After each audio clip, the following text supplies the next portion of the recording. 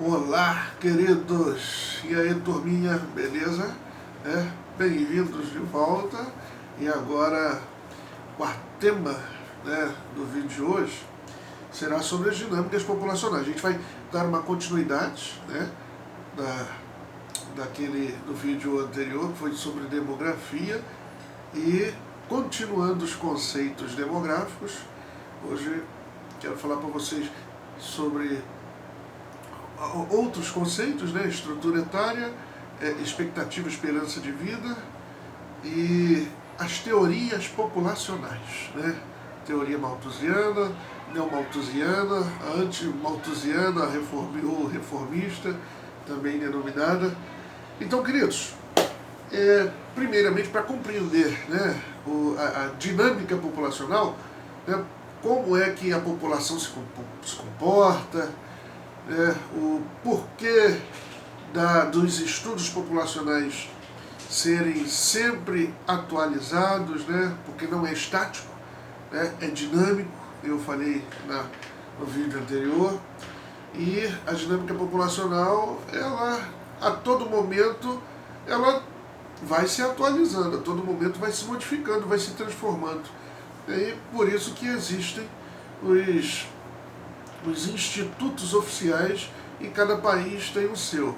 No caso do Brasil, o instituto oficial que faz a realização, o levantamento, o estudo de informações acerca da população, acerca de sua dinâmica, acerca de sua concentração, no que diz respeito à economia, inclusive, é o IBGE, o Instituto Brasileiro de Geografia e Estatística, que foi formalizado lá por Getúlio Vargas na década de 30.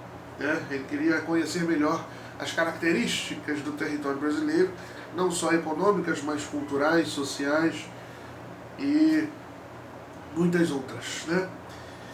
Bom, vamos lá. Compreender a evolução do perfil da população de um país é fundamental para o delineamento de políticas públicas, muito importante. Por isso mesmo que o Getúlio Vargas instituiu lá, oficializou o IBGE, porque ele queria compreender a evolução do perfil da população, e ele queria delinear, ele queria saber aonde ele iria investir mais. Então essa compreensão da evolução do perfil da população de um país, ela é fundamental para o delineamento de políticas públicas nas áreas de saúde, educação, habitação, sistema previdenciário e entre outras. Ultimamente, foi ano passado, retrasado, nós acompanhamos de forma até cotidiana a reforma da Previdência. Por que a Previdência deveria ser reformulada? Por que as políticas de aposentadoria elas deveriam sofrer uma modificação? Por quê? Porque a população estava envelhecendo, se não houvesse uma reforma, se as pessoas não se aposentassem mais tarde, a Previdência quebraria. Esse é o discurso dos responsáveis por tal reforma. Se não modificasse, a Previdência quebraria, porque tem mais gente envelhecendo e tem menos gente na categoria de população economicamente ativa. Na estrutura etária da população, que é dividida na faixa etária da população, que é dividida em jovem, adulta e idosa, eu gostaria que você colocasse aí, a população jovem, ela é de 0 a 19 anos. De 20 a 65 é considerada adulta, e de 65 para cima é considerada idosa. Então, a faixa etária da população distribuída em jovem, adulta e idosa, a população adulta, que é a população que tem que estar economicamente ativa, para poder sustentar, subsidiar as aposentadorias da população idosa, essa população está recolhendo. Então, houve uma necessidade de mudança. Aí, como é que vai ocorrer essa mudança? Se favorece um grupo ou não, aí é uma outra discussão política. Mas a compreensão da dinâmica populacional, o processo de evolução e para onde está caminhando a pirâmide etária das cidades, dos estados, do país, é essencial para que haja, para que os políticos, para que o poder executivo ele trabalhe melhor de acordo com a realidade da sua região, né? Do seu país, do seu estado. Então, analisar a dinâmica demográfica nos permite também compreender a evolução da população no passado e estimar a evolução futura com base em indicadores como taxas de mortalidade e natalidade, ok? Além das taxas de fecundidade e de crescimento vegetativo, se é positivo, se é negativo, se é nulo. Então, você tem que conhecer, né, todos estes elementos, você tem que ter subsídio, você tem que ter informações acerca, né, das taxas de mortalidade, natalidade, fecundidade, crescimento vegetativo, expectativa de vida, né? Então todos estes indicadores, eles servirão como subsídio para o delineamento, né, de políticas públicas para que haja um futuro, né, com uma qualidade de vida, supõe-se, né, que muito melhor, né? Então, queridos, crescimento vegetativo, né, eu até comentei na aula passada, o crescimento vegetativo ele também é conhecido como crescimento natural da população e é o resultado da diferença entre taxa de natalidade e taxa de mortalidade, ok? Quando eu me refiro à expectativa de vida, ou também conhecido como esperança de vida, o que é a expectativa de vida ou esperança de vida? Anote aí. Expectativa de vida ou esperança de vida nada mais é do que o número de anos em que se espera que uma pessoa viva a partir do seu nascimento. Então, expectativa de vida, ou é sinônimo para esperança de vida, nada mais é do que a expectativa do indivíduo ao nascer, quanto tempo ele vai viver. E observamos que a expectativa de vida, uma das mais longínquas, né, do planeta, é no Japão. Ele já passou dos 90 anos, né? No Brasil está em torno de 75, 78 anos, e para as mulheres, se não me falha a memória, já passou dos 80, 82 anos aproximadamente. Então a expectativa de vida brasileira aumentou consideravelmente, né? Aí, nobres, para vocês terem uma ideia, a expectativa de vida em 1950 no mundo, uma média em 1950 era de 46 anos. Em 1950, hein? Pouco tempo atrás. 1950 para 2020, 70 anos, né? Então, quem nasceu em 1950 tinha uma expectativa de vida de viver somente 46 anos. E a partir de 2011, quem nasceu a partir de 2011 já tem uma expectativa de vida média no mundo, né, de 73,5 anos. Tu imagina, de 46 anos para 73,5 anos. Então quem nascia em 1950 tinha uma expectativa de vida, né, de 46. Quem nasceu a partir de 2011, a expectativa de vida já aumentou para 73, ou seja, quase dobra, hein? Quase dobra. Então, no Brasil, né, em 2011, foram anunciadas as diferenças de expectativa de vida entre os gêneros, né? Os homens tinham uma expectativa de vida a partir de 2011, né, de 69,7 anos, enquanto as mulheres ficou por volta aí de 73 anos. Isso em 2011, nós já estamos em 2020, então a expectativa de vida, o IBGE, que é o Instituto Brasileiro de Geografia e Estatística, anualmente ele vai revendo, né, esse quadro aí, essa expectativa, ele vai revendo esse indicador para que as políticas futuras sejam melhores planejadas. Então, nobres, eu gostaria que você pesquisasse sobre pirâmide etária. Coloque aí, depois que finalizar a aula, coloque no Google aí, ó, o que é uma pirâmide etária, tá bom? Para que você verifique o formato da pirâmide, coloque pirâmide etária brasileira.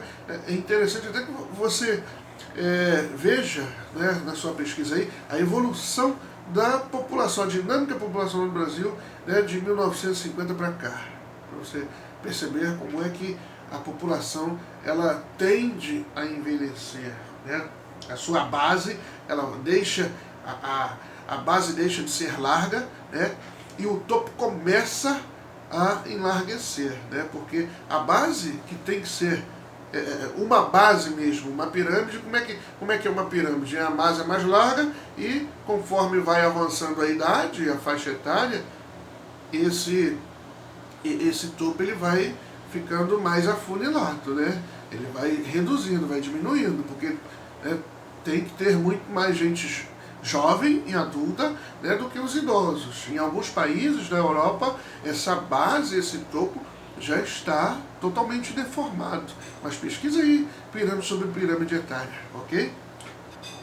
Queridos, a preocupação com a evolução da população ela não é recente, né? E desde o século XVIII, teóricos já debatiam as consequências do crescimento da população mundial, né? Desde o século XVIII. E não parou, até aqui continua. Continuam as discussões de qual é o rumo, segundo os indicadores, que os governos deverão tomar, né, para que os sistemas não entrem em colapso, né? E que sistemas são esses? O previdenciário principalmente. Em diversos países europeus, a Revolução Industrial, promovida na segunda metade do século XVIII, foi acompanhada por grande elevação das taxas de crescimento vegetativo, né?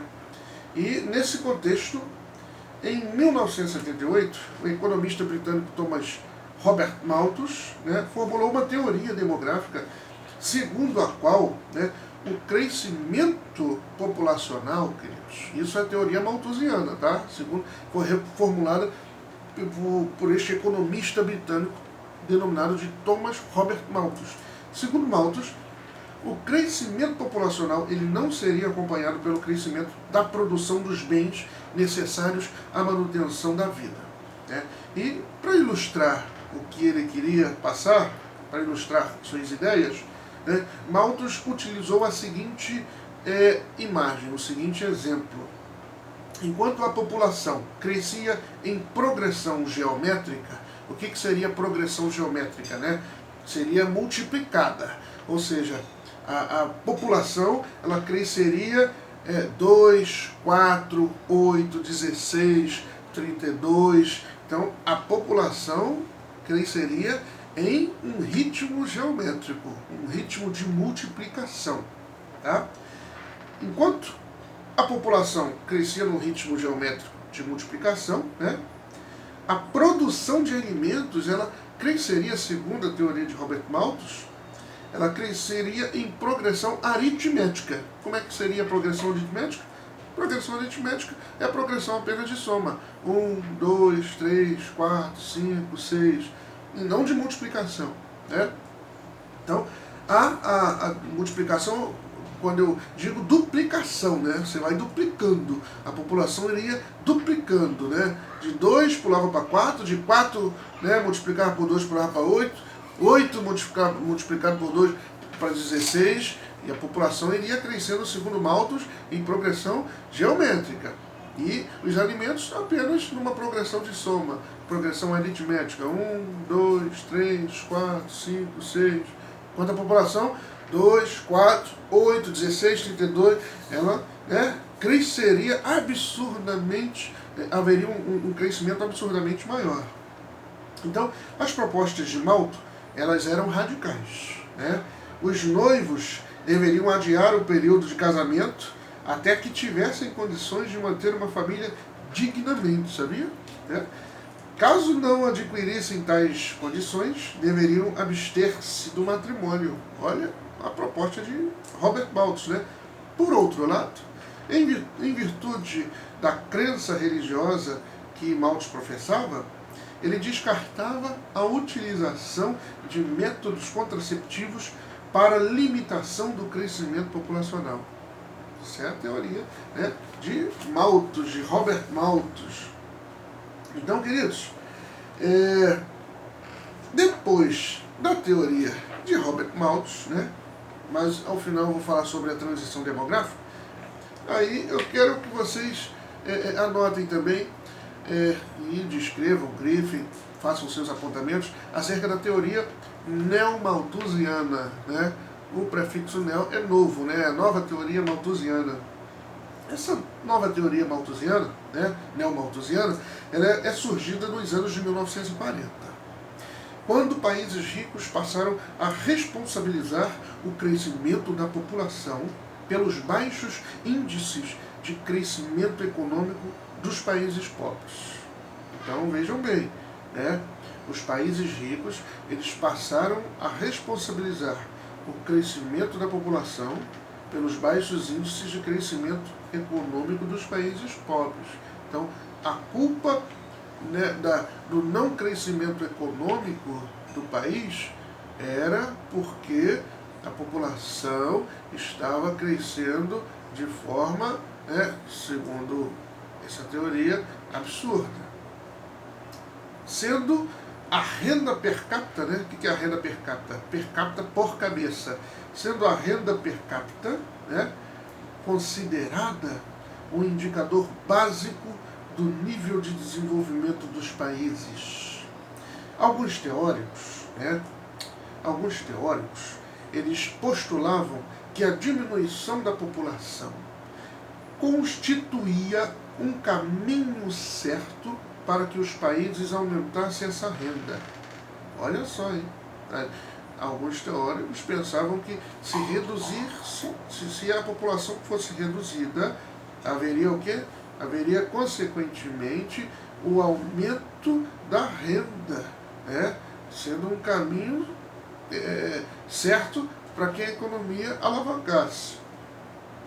Então, segundo, né, esse pensamento, a consequência disso seria o alcance de melhor desempenho econômico e social, né? Como esses teóricos do pós-guerra propunham soluções antinatalistas para a solução das desigualdades socioeconômicas, né, no velho estilo de Malthus, tal corrente demográfica ficou conhecida como neo-malthusiana. Ok? Então, teoria malthusiana, né, propunha o ritmo de crescimento da população em níveis geométricos e o ritmo de crescimento dos alimentos em níveis aritméticos, né? E a nova teoria malthusiana, ela propunha o quê? Que se a população fosse reduzida, automaticamente a renda per capita ela aumentaria, né, e os índices econômicos, né, consequentemente, né, se elevariam. Ou seja, né, um controle do crescimento populacional para que a renda fosse melhor distribuída e mais distribuída entre os viventes, né? E a teoria reformista, né? A teoria reformista, ou alguns títulos trazem anti-neo-malthusiana, né? A teoria reformista, nobres, ela acreditava que uma produção, né, a teoria reformista acreditava que uma população jovem e numerosa, em virtude de elevadas taxas de natalidade, não é a causa, mas a consequência do subdesenvolvimento. Nos países desenvolvidos, onde o padrão de vida da população é alto, o controle de natalidade ocorre paralelamente à melhoria da qualidade de vida da população e espontaneamente de uma geração para outra. Isso é a teoria reformista. Ela acredita que a população jovem e numerosa, em virtude da elevação das taxas de natalidade, não é a causa, mas a consequência do subdesenvolvimento. Tá? Anote isso aí. E sobre a teoria ecomalthusiana, né? Alguns livros vão trazer esta teoria. A teoria ecomalthusiana, ela questiona a relação de desequilíbrio entre o crescimento populacional e a disponibilidade de recursos naturais, né? Para os ecomalthusianos, o problema reside na capacidade da natureza em resistir à ação humana através do gradativo aumento das populações, né? E, segundo seus defensores, o número crescente de pessoas na Terra demanda maior utilização de recursos naturais. e, consequentemente, maior exploração dos elementos disponíveis na Terra. Né? Pegou as características das três teorias? Então, só para objetivar as características das teorias populacionais, das teorias demográficas, né? Os malthusianos, né, defendiam que a defasagem entre crescimento populacional e a produção de alimentos reservaria ao futuro guerras e convulsões sociais. Isso para Thomas Robert Malthus. Né?